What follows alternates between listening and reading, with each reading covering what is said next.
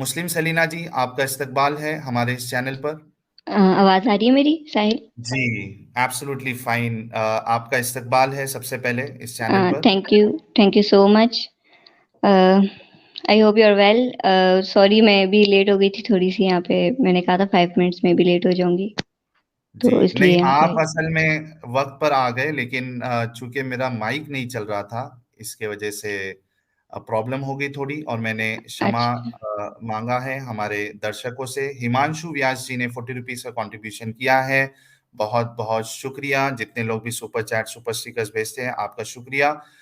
दोस्तों, 271 लोग देख रहे हैं। आप सबसे रिक्वेस्ट है कि वीडियो को लाइक और शेयर करें, ताकि आज की जो वीडियो है वो वायरल होनी आवाज चाहिए। सही नहीं आ रही साहिल आपकी। आवाज कट रही है मेरी? जी, ब्रेक हो रही थी। अच्छा, अभी ठीक है? हाँ, अब ठीक है। जी।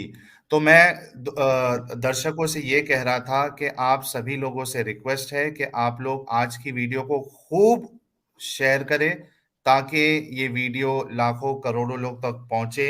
और जो मुतालबा है मुस्लिम सलीना जी का, कि उनके जो एतराज है इस्लाम को लेके, वो कोई मुफ्ती या फिर कोई आलिम आकर उनकी बातों का, उनके एतराज का तसल्ली बख्श जवाब दे, ताकि वो इस्लाम में रहें। मुस्लिम सलीना जी, आप सबसे पहले ये बताइए कि ये जो एतराज आपको आ रहे थे, आपने किन किन मौलानाओं से अपनी बात रखी, उनसे जानने की कोशिश की कि यानी इसके जवाबात क्या हो सकते हैं?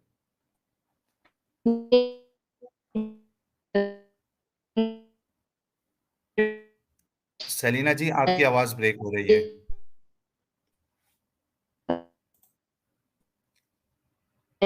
सल- सलीना जी, आपकी आवाज ब्रेक हो रही है।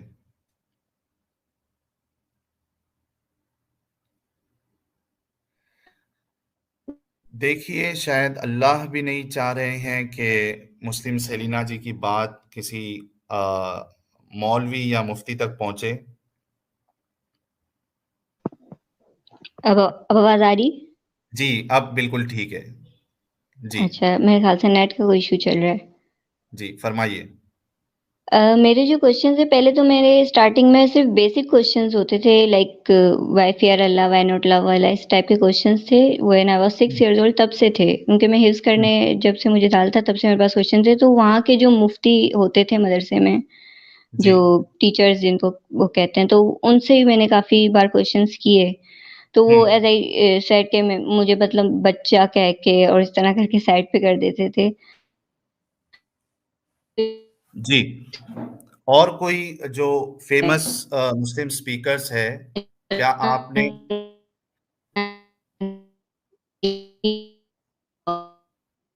आवाज फिर से आपकी ब्रेक हो रही है सलीना जी।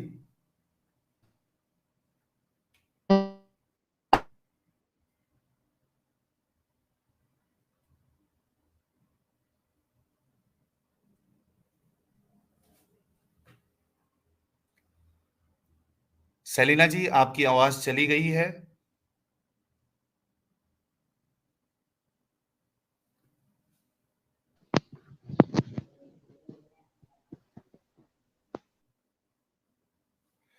मुस्लिम सेलिना जी का इंटरनेट इशू हुआ है, जिसकी वजह से वो ड्रॉप हो चुकी है, लेकिन उम्मीद करता हूं कि वो जल्द से जल्द इंटरनेट इशू को रिजॉल्व करके फिर से वो जुड़ेंगी। अ, बहुत ही इम्पोर्टेंट है। आप सोचिए, उन्होंने जब पहला पॉइंट बताया है कि वो जो जब 6 या 7 साल की उनकी उम्र थी और उनको हिफ्स करने के लिए भेजा जाता था, तो तब भी उनके जहन में कई सारे सवाल आते थे। वो अपने उलमा से पूछती थी, और उसके बाद की जो आगे की कहानी है वो खुद सेलिना जी बताएंगी। जी सेलिना जी, आपकी आवाज ब्रेक हो गई थी। हाँ, आपने अब आ कहा रही है कि बस। जी, आप हिफ्स करने जाती थी और वहां पे आपने अपने सवालात रखे, लेकिन आपको बच्चा समझकर या बच्ची समझकर हम्म। उनको जवाब नहीं दिए गए। उसके बाद क्या हुआ फिर? फिर मैंने मतलब कर लिया, मतलब नाज़रा कर लिया, फिर तो कुछ थोड़ा मतलब 15 पारे मैंने हिफ्ज़ कर लिए थे, लेकिन नहीं हो सका मुझसे, ज़ाहिर-सी बात है, क्योंकि अरबिक था कुरान, मतलब मुझे समझ नहीं आ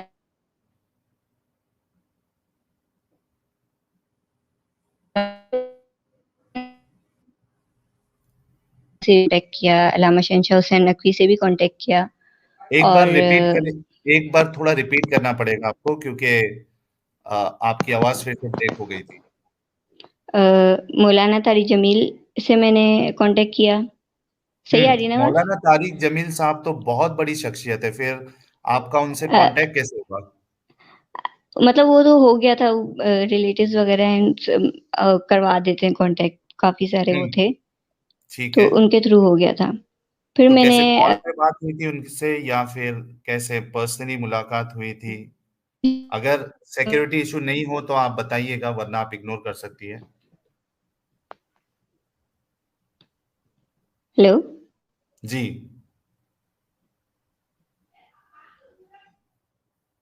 जी, सेलिना जी, आवाज़ आ रही है आपकी, बताइए। नहीं आपकी आवाज़ ब्रेक हो गई, मैंने सुना नहीं आपने क्या कहा?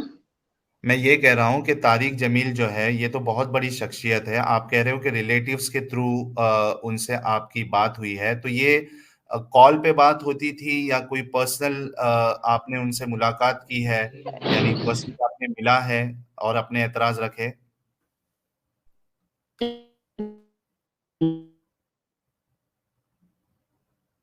पे अ, भी फिर गई थी और बात हुई थी मेरी उनसे। तो अब ये क्या जो आप पॉइंट पर्सनली गए थे? जी, पर्सनली भी गई थी। अच्छा, दोस्तों सोचिए तारिक जमील साहब, मौलाना तारिक जमील साहब जो कि हूर स्पेशलिस्ट है, जन्नत स्पेशलिस्ट है।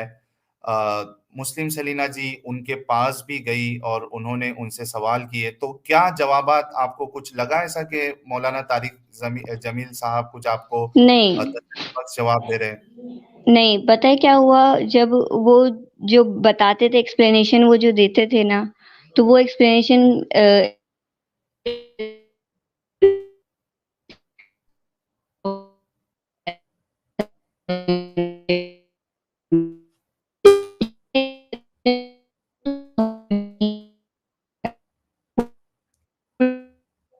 सेलिना जी आपकी आवाज़ फिर से ब्रेक हो रही है।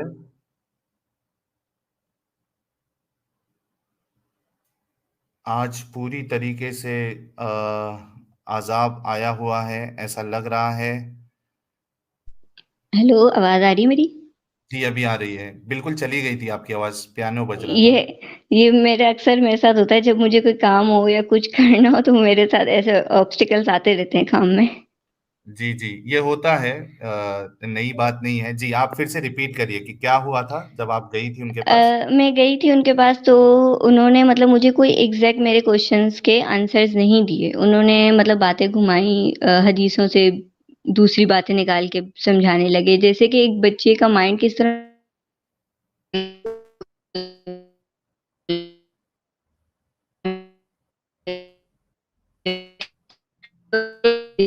सेलिना जी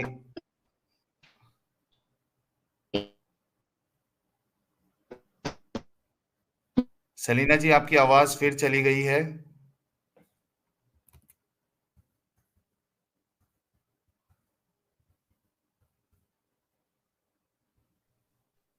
सेलिना जी की आवाज़ फिर चली गई है, इंटरनेट का शदीद प्रॉब्लम है।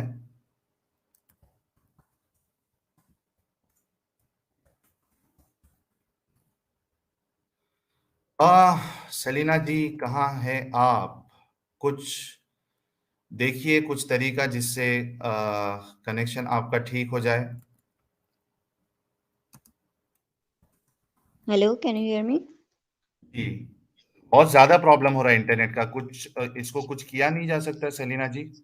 यार अभी मैंने नेट पैकेज भी करवाया है, क्लियर कराया है। एक्चुअली यहाँ पे सर्दी की वज़ह से नेट भी बहुत ज़्यादा इश्यू करता है। जी, जी।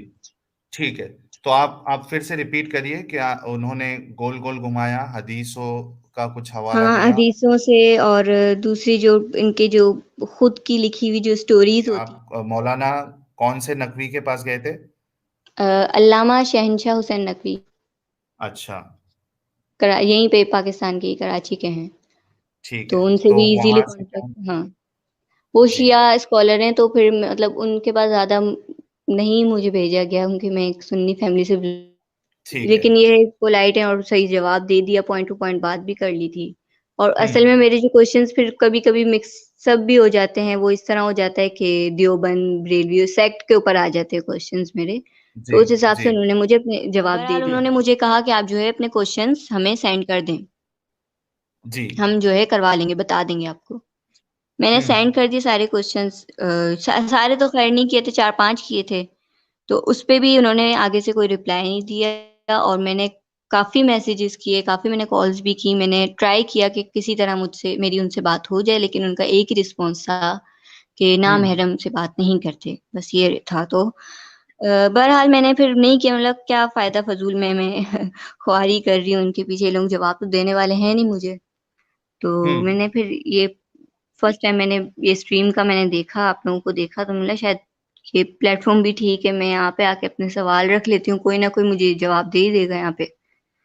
जी, बिल्कुल और उस तो ये हुआ था। आपने 786 लोग 786 जो कि एक लकी नंबर है इस्लाम में समझा जाता है। आप देखिए 786 लोग इस यार 799 हो गए।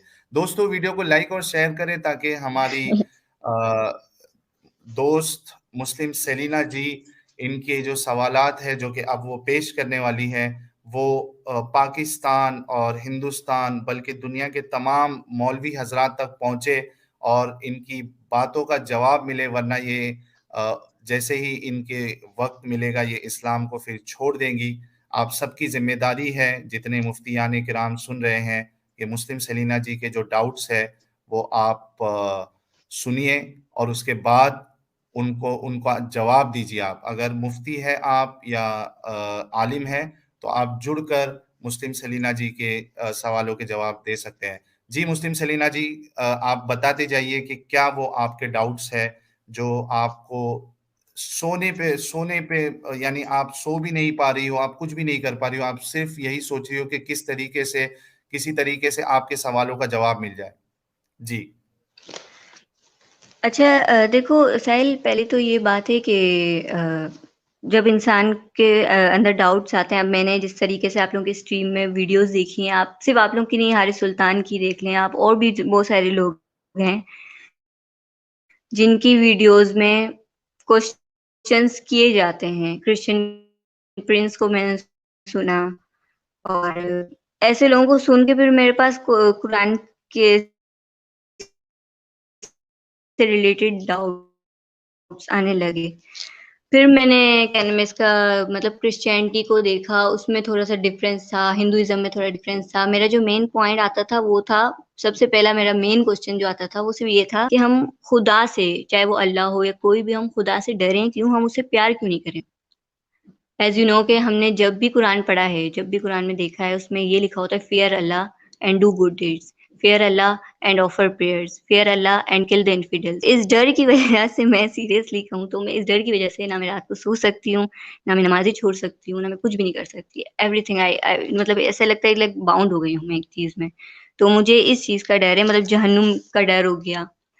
और इस तरह के मेरे डर बचपन से ही, जैसे मैंने आपको बताया था, एक मुसलमान फैमिली में जब कोई बच्चा होता है, पैदा होता है कोई भी, तो शुरू से उसके जो है दिल में, दिमाग में एक बात डाल दी जाती है कि इस तरह मत करो, ये हो जाएगा, इस तरह मत करो, अल्लाह गुनाह देगा, इस तरह मत करो, जहन्नुम में जाए चले जाओगे, या इस तरह की बातें।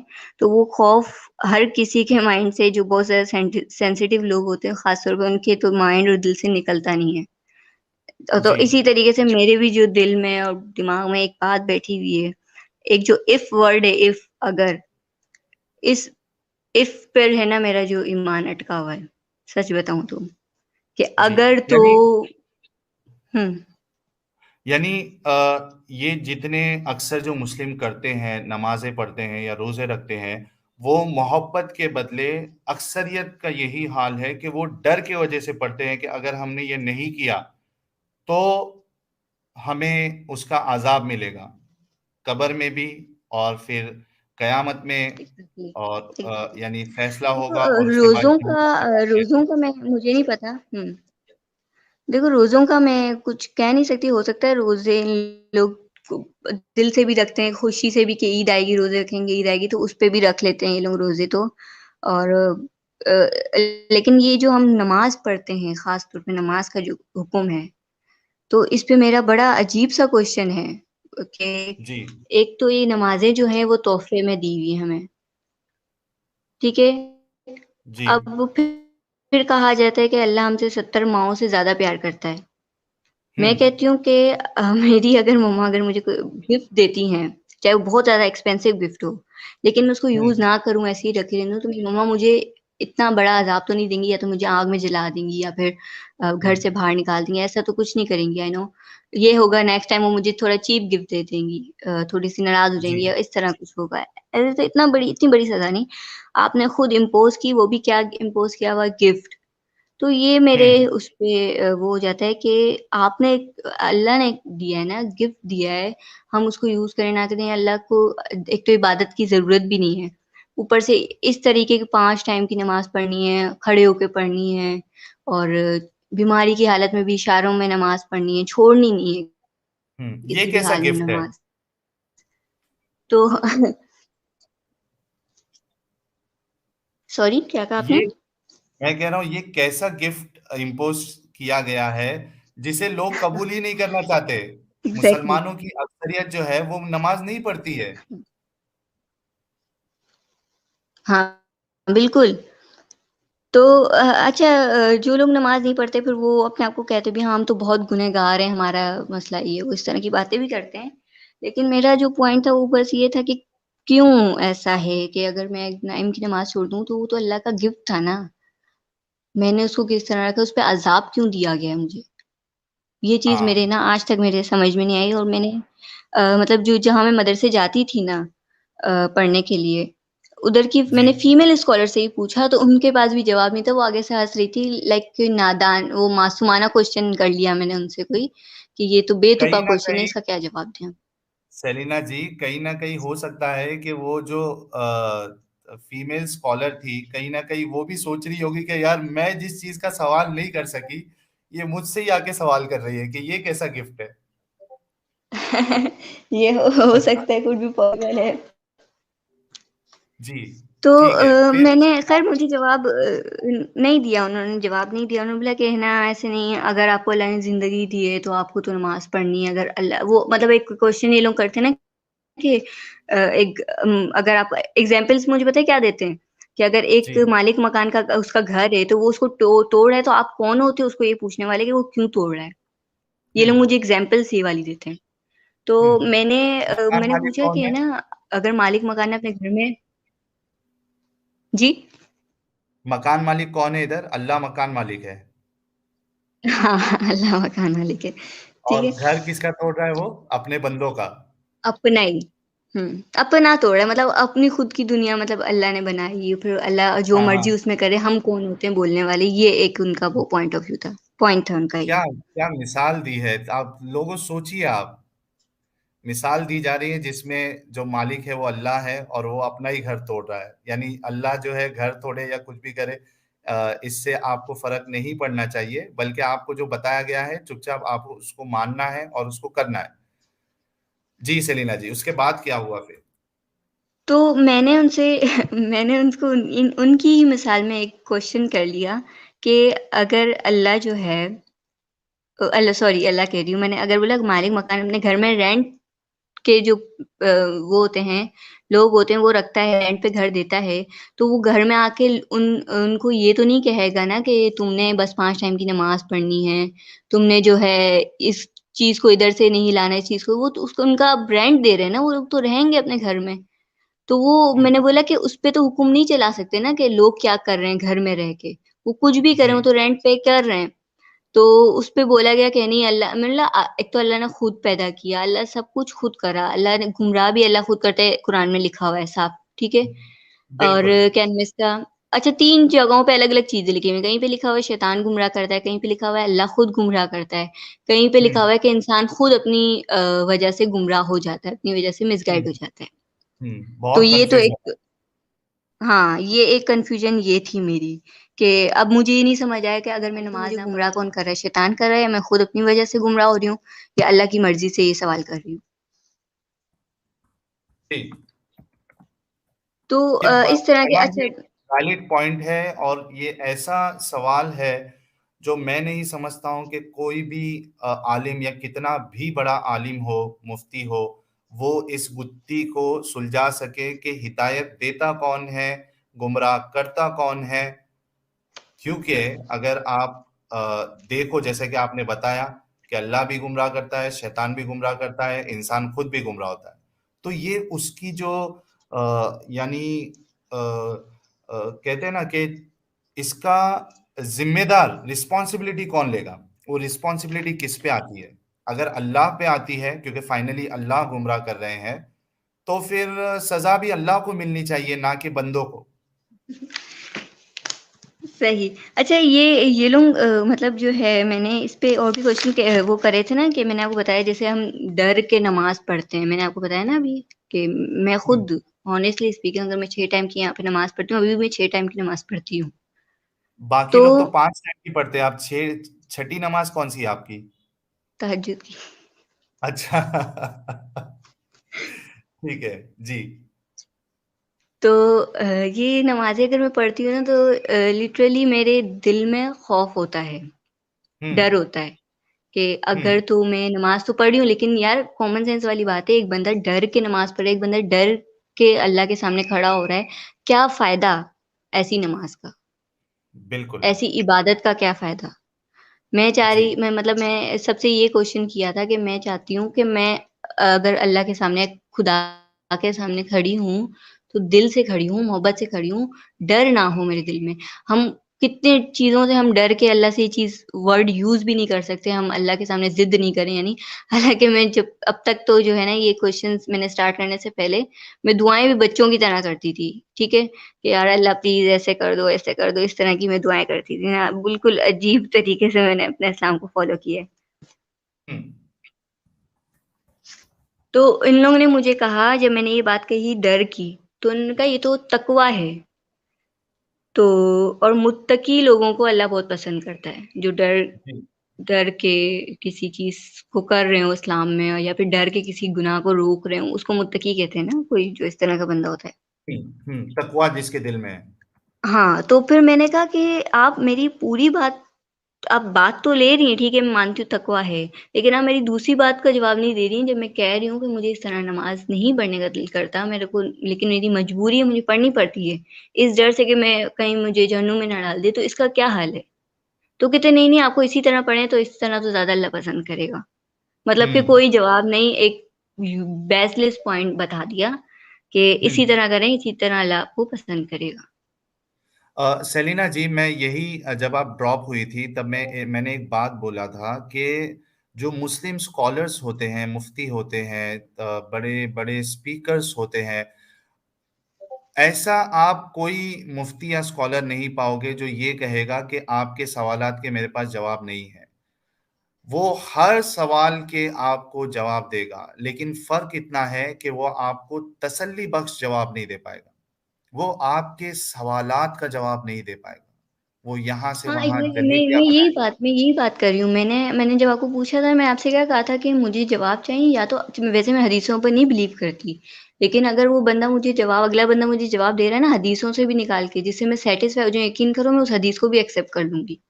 मैं जी। इतना एक पॉइंट पे आई हुई हूँ, इतना कि बस मुझे ऑप्शन मिले कि नहीं, नहीं इस्लाम सही है, तो मैं फ़ौरन बस अपने सारे माइंड क्लियर कर दूँ, इस तरह की मैं अभी बनी हुई हूँ। वरना फिर मैं हुँ। बिल्कुल डाउन हो जाऊँगी, बिल्कुल ख़त्म हो जाऊँगी, फिर वही बात आ जाएगी कि एपॉस्टेसी इन इस्लाम और ये सब चीज़ें बातें आ जाती हैं फिर। बिल्कुल, फिर मेरे बिल्कुल। जो तो जो मेरे फिर क्वेश्चन्स जो निकले थे, वो बेसिक क्वेश्चन लाइक खुदा तो कुछ भी कर सकता है ना, अल्लाह कैन डू एनीथिंग एवरीथिंग, तो वो तो किसी ह्यूमन की भी फॉर्म ले सकता है। हुँ। तो ये बात मैंने ये बात अपने घर में ही पूछी थी। तो मतलब वो बिल्कुल एक अजीब-सा सवाल था ना, कि अल्लाह तो किसी इंसान की भी शक्ल ले सकता है ना, तो अगर कर सकता है या नहीं कर सकता? तो मैंने इनसे पूछा था हाँ या ना का जवाब दो, कर सकता है या नहीं कर सकता? तो उन्होंने हुँ। बोला हाँ, कर सकता है, लेकिन अल्लाह ने किया नहीं, ये वर्ड हुँ। जवाब दिया मुझे। तो मैंने बोला हुँ। ये आप कैसे कह सकते हो? क्या पता, फिर अगर ये चीज़ हो सकती है, तो क्या पता कृष्णा और जो अ, हम क्या नाम है, राम की बातें करते हैं, ह्यूमन फॉर्म में आए थे वो, क्या पता उसमें भी कुछ सच्चाई हो। हुँ। इस पॉइंट पे आई थी, तो उन्होंने बोलता ये बिल्कुल सारे मज़हब को एक मिलाने की कोशिश कर रही हो, इस तरह की बातें कर रही है। तो वो फिर जी। घर में इस तरह की बातें करती हूँ तो फिर लड़ाइयाँ भी शुरू हो जाती हैं, इसलिए मैं ज़्यादा तो नहीं घर में अ, बोलती इतना।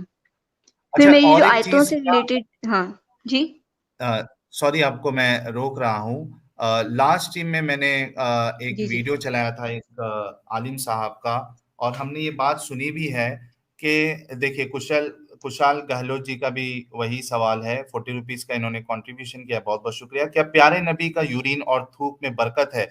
हमने जो लास्ट स्ट्रीम की थी उसमें जो मैंने वीडियो चलाया था, बिल्कुल मौलाना ने कहा कि जो मोहम्मद साहब का जो पेशाब पाक है हुँ, पेशाब मुबारक जो है उसमें भी बरकत है, बल्कि उन्होंने एक हदीस बताई जिसमें कोई उनकी शायद लौंडी थी या कोई वहाँ उस घर में थी और ये ठंडी का मौसम होने की वजह से ये एक क्या कहते हैं उसको बाउल में पेशाब करके वहीं रख देते हैं और वो उसको पता नहीं चलता है और वो पी लेती है और उसके हुँ। बाद उठने के बाद मोहम्मद साहब पूछते हैं कि किसने किया? वो कहती है मैंने तो कहते हैं कि आपको फ़र्क नहीं पता चला?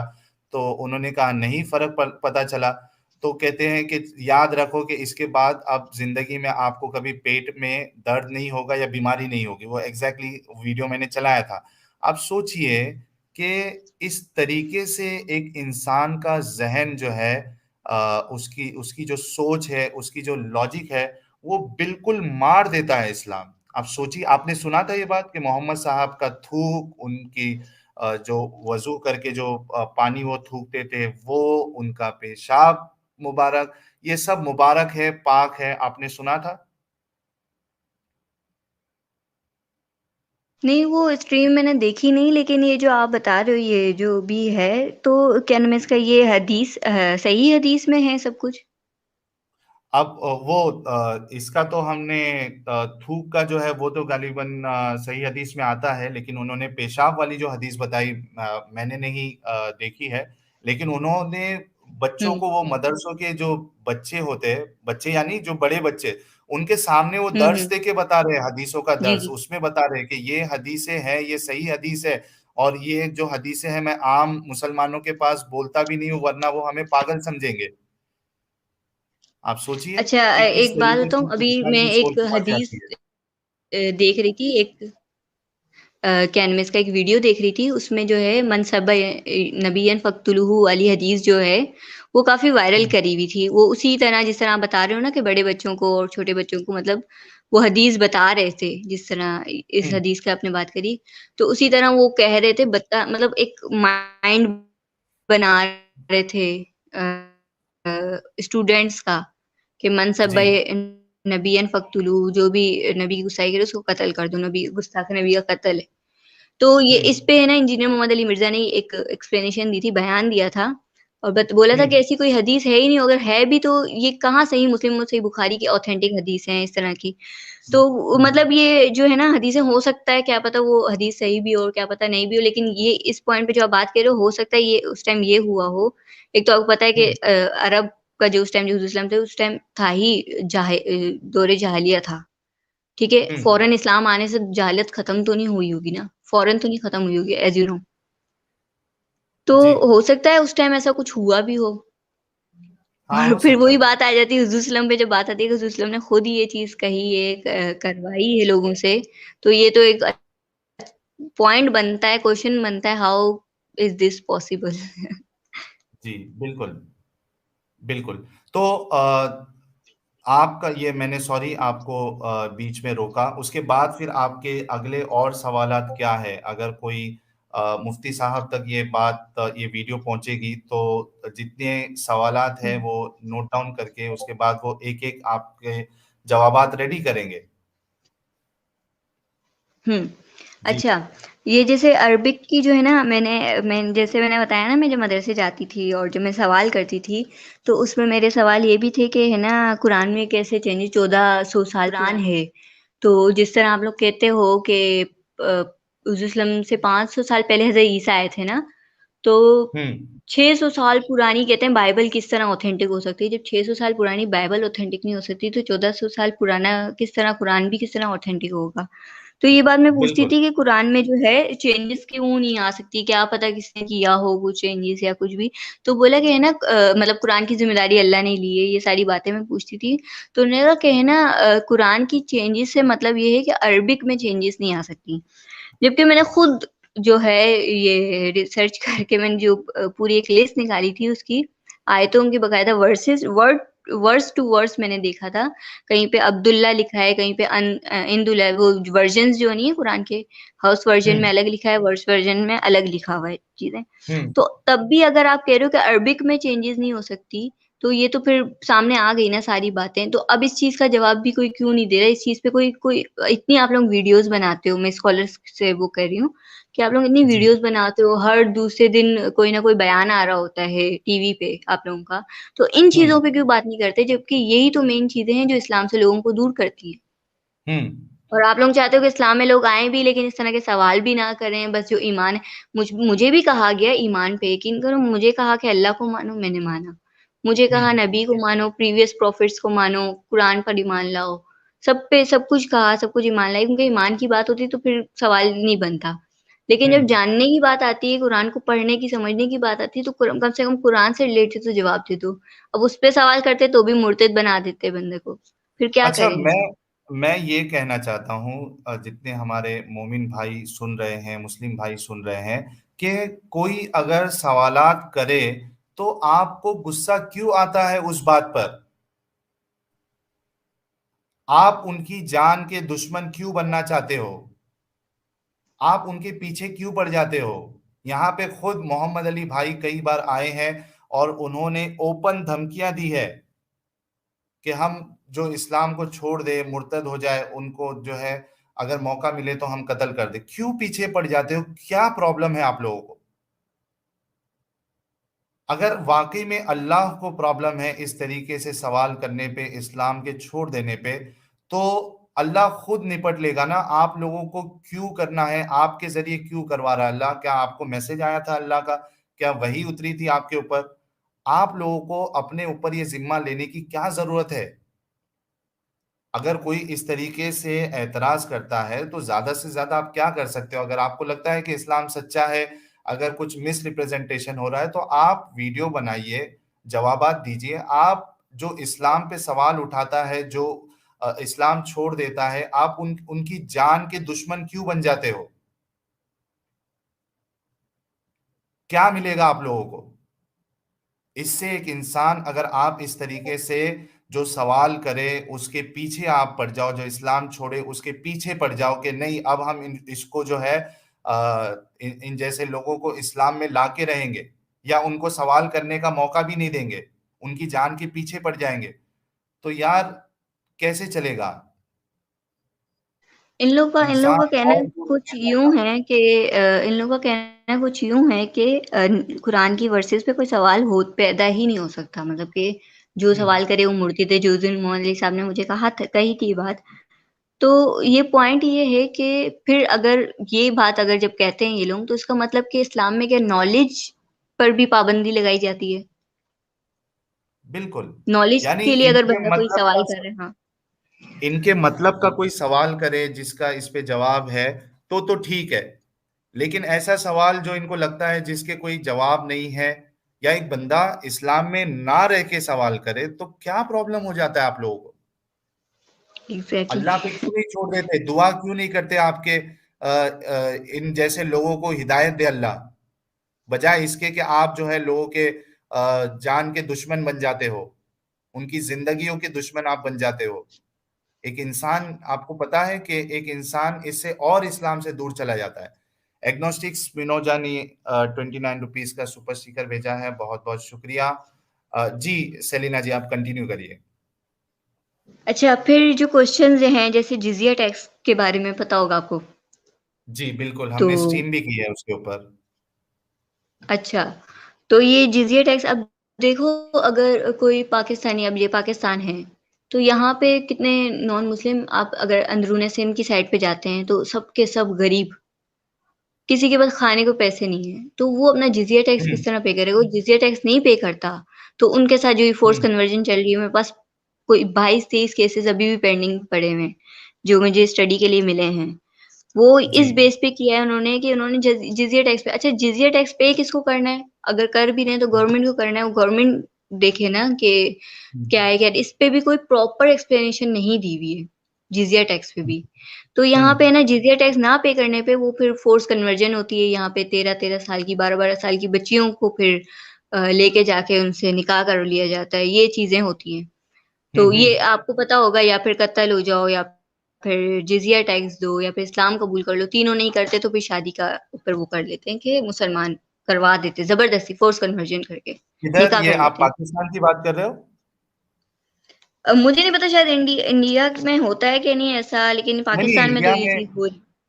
इंडिया इस्लामिक कंट्री नहीं है ना, इंडिया में पॉसिबल ही नहीं है ऐसा होना एज हाँ ऑफ हाँ, नाउ। सही सही सही सही, जिजिया टैक्स सही है, पाकिस्तानी मुस्लिम कंट्रीज में होता है, सही है। जी, पाकिस्तान में तो एज होता ऑफ ही है। नाउ। हम्म। बिल्कुल। अच्छा, तो लेकिन आप देखिए ना कि आप अभी की बात छोड़ दीजिए ना, ये तो कुरान में खुद लिखा है, अल्लाह खुद कहता है, सूरह तौबा की आयत है कि जो अल्लाह और उसके रसूल को ना माने या आखिरी दिन पे ना माने, ये सिर्फ एक आयत पे मैंने पूरी स्ट्रीम चलाई है जिसमें साफ साफ लिखा है कि इनके साथ लड़ाई करो, यहाँ तक कि ये जलील होकर अपने हाथ से हम्म। जिजिया ना दे। हाँ, आप ये सोचो क्वेश्चन मेरे कौन। पास भी है, मैंने भी जैसे अब सूरह 9 वर्स 29 में fight those people of book people से ऑफ जो बुक। फाइट करने की बात की हुई है। और पीपल ऑफ जी। बुक कौन है? यहूदी हैं या फिर क्रिश्चियन है, यही दो हैं, और तो कोई भी नहीं जी। है पीपल ऑफ बुक। तो कैनमिस का सेम उस पे आप जो है एक बात रखते हो, एक इसी आयत है, मेरे ख्याल से वो आयत मुझे याद नहीं आ रही कौन सी है, जिसपे लिखा हुआ है कि मतलब प्यूपल ऑफ बुक के साथ जो है आप खा पी सकते हो, खाना पीना कर सकते हो, मना नहीं है उस चीज पे। लेकिन जी। फिर आयत में ये लिखा हुआ है fight those people of the book. आपको खुद सोचने वाली बात है, आप लड़ना भी आपको है उनसे, लेकिन खाने खाने की परमिशन भी आपने उनके साथ दी हुई है, कोई मसले वाली बात नहीं है इसमें। ये हम्म। पॉइंट रखे इन्होंने। तो ये बहुत बिल्कुल समझ से बाहर है, और कॉन्ट्रडिक्शन तो बहुत है कुरान में, मैंने खुद कर ही देखी मैंने चीजें। जी। एक आयत कि जो है कुछ लिखा होता है, फिर बहुत पोलाइटली आयत लिखी हुई होती है, बहुत अच्छी सी आयत लिखी होती है, लेकिन उसको पूरा अपोजिट दूसरी आयत में दिखा दिया जाता है। इस तरह की हम्म। आयतें। बिल्कुल, बिल्कुल। आप तो खुद अगर देखिए ना कुरान, एक। इस पे मेरा सवाल ये था, अगर कुरान बहुत इजी है, अगर हर आम इंसान कुरान पढ़ सकता है, तो सबसे पहले तो मैं यूं कहूंगी कि कोई हिंदू कुरान को तो हाथ भी नहीं लगा सकता। क्यों? हम्म। क्योंकि एक आयत है सूरह वाकिया मुस्लिम की, नजर से। हाँ। सूरह वाक़िया की वर्स नंबर 79 है, जिसमें लिखा हुआ है touch by no one except the purified angels. Hmm. या इसमें तो चलो आयत की ट्रांसलेशन में चेंजेस है, प्योरिफाइड एंजल की बात की हुई है इसमें सिर्फ। तो इसमें ये कहा हुआ है कि जो बहुत पाक साफ होंगे वो, लेकिन ये लोग तो हिंदू को पाक साफ ही नहीं समझते, तो असल ईसाइयों में को भी। इस आयत पे भी इख्तिलाफ है, कोई इसको कहता है कि ये लोहे महफूज की बात हो रही है, और बहुत से लोग इसको लेते हैं कि अगर वजू ना करे, आप नापाकी की हालत में हो तो आप कुरान को या मुसहफ को आप नहीं छू सकते। इख्तिलाफ इतना शदीद है इस्लाम में कि जिसकी हद नहीं कोई।